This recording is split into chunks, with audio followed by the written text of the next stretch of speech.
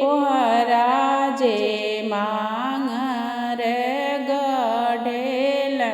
चमराजे छावेल हे बरम बाबा दुआरे मांगर बाजेला बजत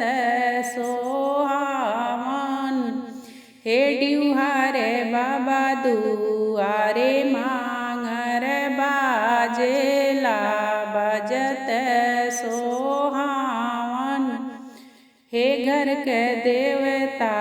बाबा दुआरे मांगर बाजेला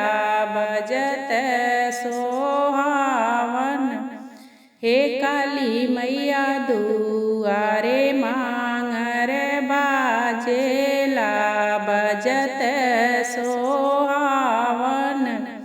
हे देवी मैया दुआरे मांगर बाजेला बजत सोहावन हे घर के पूरनिया बाबा दुआरे मांगर बाजेला बजत सोहावन हे घर के पूर्वज